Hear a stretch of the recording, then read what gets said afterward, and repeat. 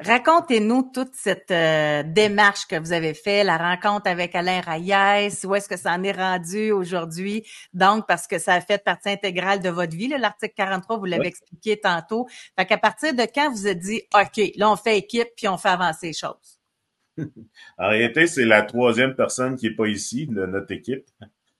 Autre qu'Alain, une personne qui était dans les coulisses, qui est une victime de Claude Guillot aussi, à Victoriaville, qui a témoigné, qui est une femme, qui était à l'école avec moi, qui était aussi ma gardienne, semble-t-il, quand j'étais enfant. Moi, je m'en souviens pas. Elle travaille, est une professionnelle, elle a des études en droit, je veux pas nécessairement dire sa vie, mais dès qu'on a attaqué en 2014, elle était comme l'article 43, faut qu'elle débarrasse, tu sais. Elle est la cause derrière ça. Elle, c'était son, tu sais, nous, on voulait dénoncer moi puis Josh, c'était comme, on veut dénoncer la violence systémique chez les baptistes. Elle, c'était l'article 43. Fait que je veux y rendre hommage à Josiane. On l'a vu dans le documentaire. Mais c'est elle qui avait cet aspect-là. Fait que avec elle, moi, j'ai travaillé, on est arrivé à faire le plaidoyer en 20 points pour articuler un argumentaire. Tu pars pas à attaquer ça juste parce que moi je pense que ça m'a fait souffrir dans ma vie. On s'est posé les vraies questions, sur sa raison d'être et sur ces choses, puis on a développé l'argumentaire. Après ça, on a contacté des députés. Alain Reyes, c'est là qui a embarqué parce qu'il connaissait même pas, lui non plus, cet article-là. Ce qui était vraiment, encore les planètes qui s'alignent. Alain Reyes qui devient un député indépendant de la circonscription de Victoriaville. Où ce que parce que s'il avait été avec son ancien parti conservateur, on n'en serait pas là parce que les conservateurs sont contre. Exactement. Donc, oui.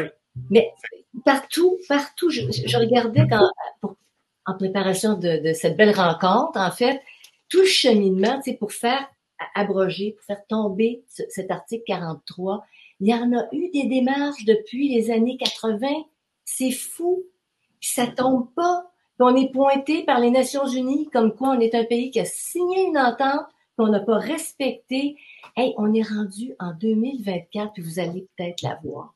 Ouais. Juste avant, par rapport aux conservateurs de tantôt, moi, je restais bien surprise parce que Pierre-Hugues Boisvenu, en tout cas que j'ai aussi dans le podcast, lui, j'ai dit, je comprends pas que lui, il est très proche des conservateurs, je soupçonne qu'il va se présenter d'ailleurs, mais en tout cas, puis je comprends pas pourquoi que les conservateurs sont contre ça, puis lui, il dit, c'est parce qu'il va arriver quoi si c'est abrogé? On va les mettre en prison, les enfants n'auront plus de parents. Qu'est-ce que vous avez à répondre là-dessus?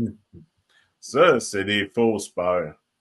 C'est vraiment des fausses peurs. Premièrement, ça a été abrogé dans presque 90 pays dans le monde. On regarde des pays comme l'Irlande et d'autres pays qui sont similaires au Canada, qui ont des lois très similaires où ce que ces choses ont été faites. Il n'y a jamais eu une hausse significative, même c'est mineur la hausse des mises en accusation. Surtout qu'au Canada, maintenant, depuis 2004, la Cour suprême a quand même beaucoup restreint la portée de cet article-là. Elle l'a restreint, puis c'est comme, même quand elle l'a restreint, ça n'a pas connu une hausse fulgurante d'accusation. C'est une peur qui est non fondée. Puis dans le fond, les paramètres seraient très clairs. Jamais. C'est quasiment ça. Tu touches pas un enfant, tu passes par d'autres méthodes.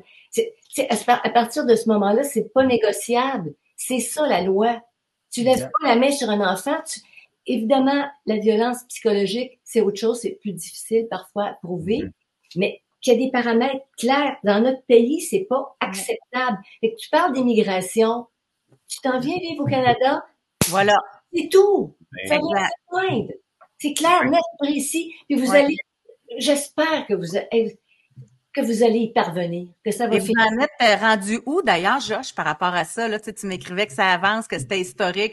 Puis là, Josh a même écrit Doc serait vraiment content de voir où ce que ça en est. Dis-nous là où ce que ça en est maintenant. Là. Ouais, ben justement, en parlant du doc, tu sais, encore là, c'était tellement une coïncidence que lorsque j'ai déposé ma poursuite en décembre 2022, puis j'étais avec le doc Mailloux lors de ma conférence de presse, et que moi, j'étais aucunement au courant que le doc avait milité pour l'abrogation de l'article 43, qu'il avait écrit des livres là-dessus. Et, et là, à ce moment-là, on parle de tout ça, et nous, on commence un combat, et ça aurait été le fun que de son vivant, il puisse voir un accomplissement, mais bon, aujourd'hui, on est là, puis on continue son travail et celui de tous ceux qui nous ont précédés. Je vais juste avant, parce que j'ai sorti quelque chose, juste un petit souvenir, OK? Ça va faire plaisir aux gens, je pense, un petit extrait du doc.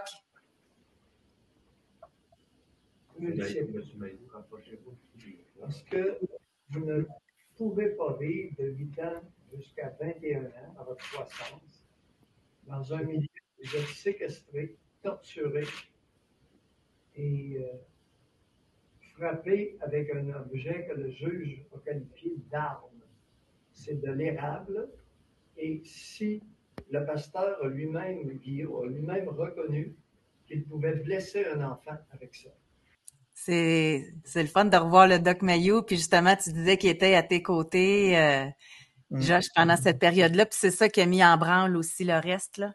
Ben, c'est que ça a coïncidé. Tu sais, moi, j'ai embarqué avec Marc, et moi non plus, tu sais, on a eu, tu sais, tous ceux qui nous ont précédés, Josiane, Marc et moi, j'ai embarqué avec Marc pour faire promouvoir puis pousser dans le même sens.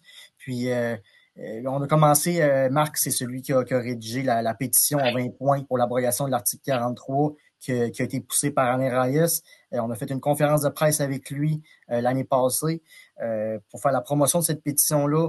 Elle a été déposée à la Chambre des communes, mais tu sais, on voyait aussi le climat politique et tout ça, puis il y avait de la réticence chez les libéraux. Le contexte politique, c'était loin d'être garanti que ça allait voir le jour.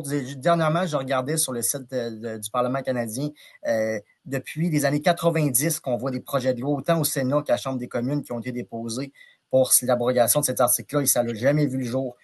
Et là, par miracle, dans les derniers mois, on voit qu'il y a eu une première lecture, on voit que le dossier est amené à l'ordre du jour pour en deuxième lecture.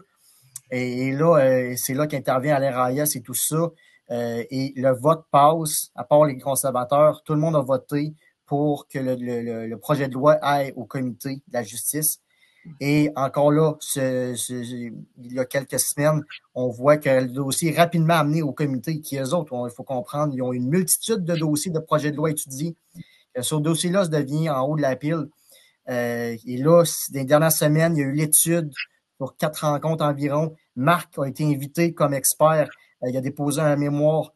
Puis honnêtement, si ça passe, le témoignage de Marc aurait été déterminant, parce que tous les autres experts, si je fais un résumé, on dirait que le sujet de l'enfant, il n'est pas là. Le bien-être de l'enfant là-dedans, c'est ouais, mais là, les professeurs, les parents, on va criminaliser. Oui, mais le bien-être des enfants, qui c'est qui en parle?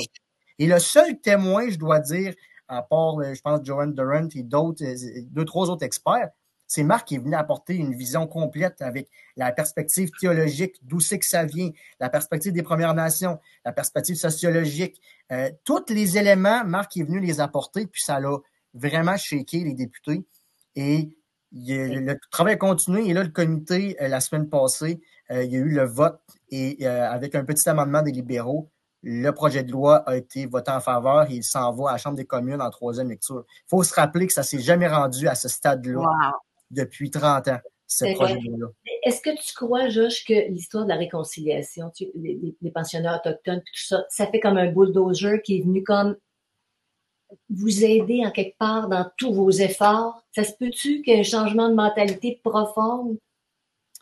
Mais ça, je pense que Marc serait plus en position pour répondre à cette question-là. Je le vois sourire, là.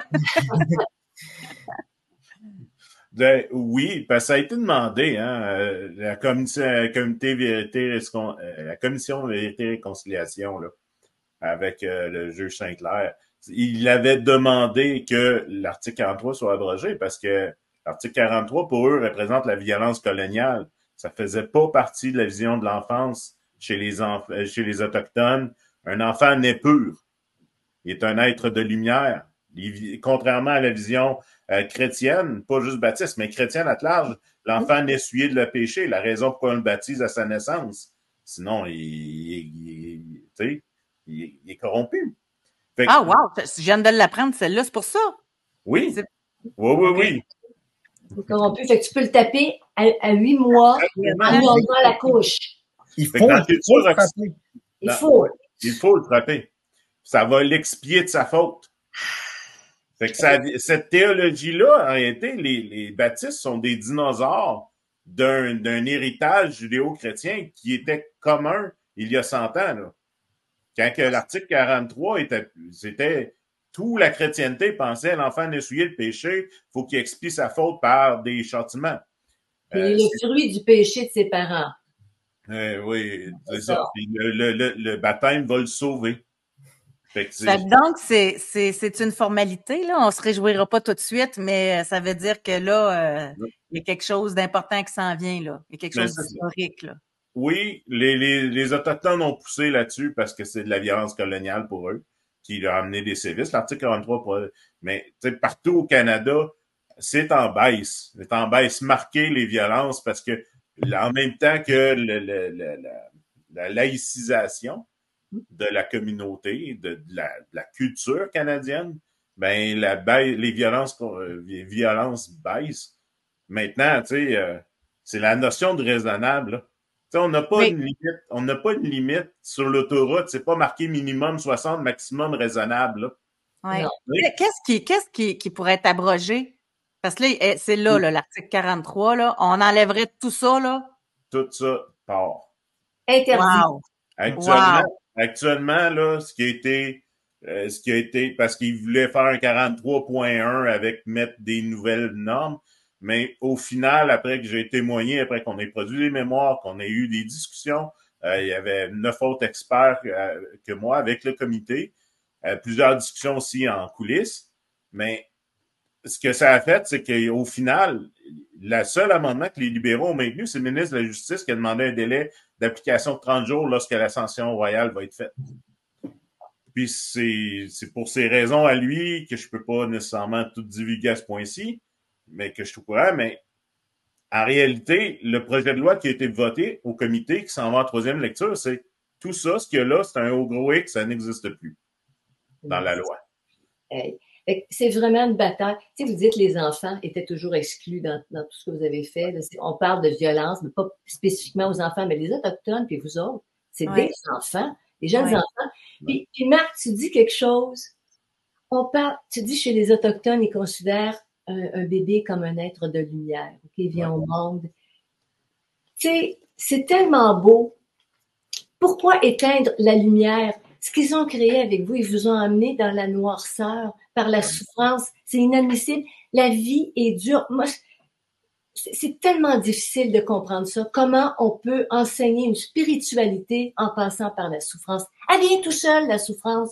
Elle est dure, la vie, pour tout le monde, mais on vous en a infligé.